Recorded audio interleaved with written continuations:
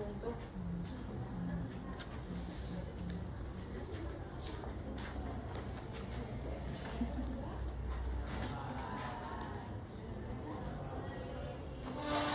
mencegah terjadinya cedera berulang atau cedera baru selama dirawat di rumah sakit. Untuk waktunya 10 sampai 15 hari. Apakah ibu dan adik bersedia?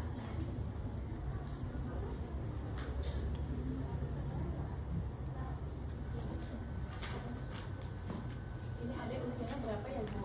Ini usianya sekitar 3 bulan. Oh, usianya 3 tahun. 3 tahun, gak ada bulan. Tahun. 3 bulan. Emang bulan? 3 tahun yang udah lari. Terus ini jenis kelaminnya apa, Ibu? Ini kebetulan laki-laki. Kalau bulan berarti di bawah dari 3. Iya kan? Diagnosisnya tadi. Ya, disambil di checklist yang lain tadi usianya berapa? 3 bulan. Hah? 3 bulan. 3 bulan. Oh iya. Yang penting kurang dari 3 tahun kan ya? Ya. Nanti nilai skornya 4. Jenis kelaminnya laki-laki 2. Diagnosisnya bronchopneumonia ya tadi ya. Kemudian ada sesak, maka ada masalah di oksigenasi ya. Maka diagnosisnya skornya berapa? 3. Oke, gangguan kognitif, apakah ada penurunan kesadaran bayinya? Nggak ada, berarti aman. Maka nilainya 1. Faktor lingkungan, bayi diletakkan di tempat tidur dewasa? Enggak. Bayi diletakkan dalam tempat tidur bayi? Iya. Maka nilainya 3. Nah, respon terhadap pembedahan dibagi 2 kan? Respon terhadap pembedahan dan respon terhadap penggunaan medikamentosa bagi 2. Tadi udah ya? Ya, oke. Nah, apakah ada pembedahan atau sedasi atau anestesi? Tidak kan? Maka nilainya 1. Apakah penggunaan obat? Oke, karena dia ada bronkodilator, antipiretik, tapi dia nggak dapat sedatif, nggak ada anti kejang, maka cukup di penggunaan medikasi lainnya. Maka nilainya 2. Coba dihitung total berapa? Sampai mana mau hitung? 2, 3, 4,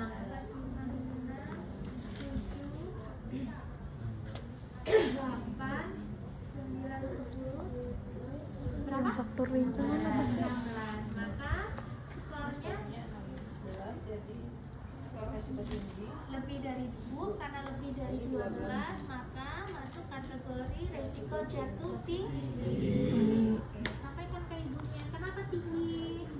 Tadi kayak Simba tadi kenapa tinggi? Ibunya nggak terima dong. Nah kan jadi ibunya ngerasa kenapa sih tinggi, kenapa kok bisa. Nah sampaikan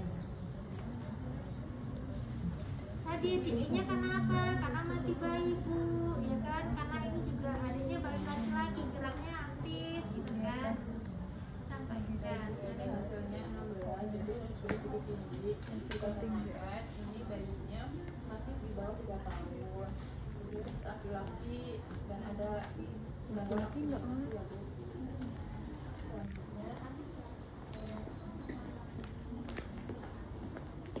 pasien bayi diletakkan di tempat tidur bayi.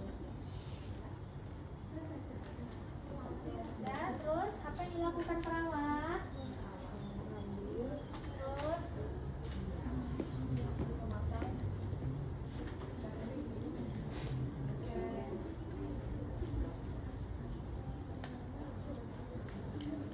pastikan dipasang di tempat yang tidak mengganggu dan bisa terbaca oleh semua ya. Oke, kedua memasang dalam yang tuliskan yang sudah jatuh ke tangan bayinya. lengan. Tangan bayi. Tangan ya. Lengan.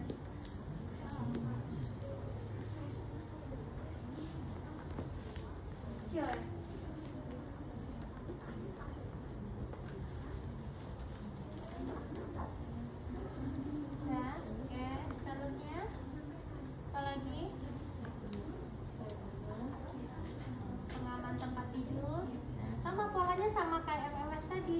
habis segitiga gelang maka lari ke tempat tidur kan pengamannya. Berarti apa dulu pengaman ini? Pagarnya dulu nih. Yo, gimana cara Pastikan bukanya? pagar bayi selalu terpasang apalagi ketika tidur. Terus gimana kalau bayi mau dikasih ASI sama ibunya, gimana dong cara bukanya? Bisa bisa dibuka dua tangan, posisinya di tengah, dua tangan ngangkat, lembut aja. Nah, terus tutup, oke, pelan-pelan. Nah, bisa dibuka. Nah, boleh dibuka asal ada ibu di saat membuka untuk misalnya kasih ASI, ganti pampers atau mau mandikan, boleh. Di situ Jika ibu ingin menyusui, ibu bisa membuka pagar box bayi.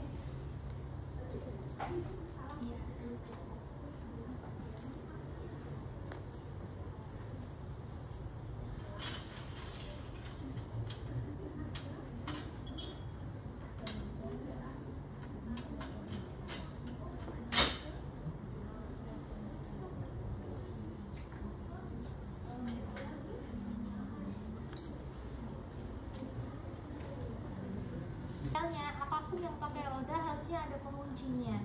Jadi termasuk gaya seperti juga. Coba kalau fondasi lantainya tidak rata, ini bisa blinding nggak? Bisa. Ya, maka harusnya ketika apapun yang beroda itu ada penguncinya. Maka ini juga recommended sebenarnya buat safety untuk jadi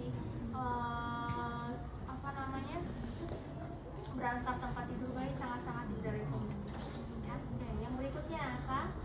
Bu, karena ibu kan jaganya sendirian nih yang nungguin bayi. Jadi ketika ibu akan ke kamar mandi atau ketika ibu akan ke toilet kemana pun misalnya, usahakan apa? Ibu titip dengan apa? Boleh dengan ini asalkan dia tidak repot, atau kalau nggak ibu apa? Pencet bel. Ya kan ada bel kan? Nah, ibu minta bantuan dengan perawat. Misalnya ibu mau mandi nih, kebelet atau mau ke kamar mandi. Ya, ibu pencet bel, ibu minta bantuan ke perawat. Sama ada bel juga, ada aksesnya. Ya. Oke, sudah? Sudah, terima kasih.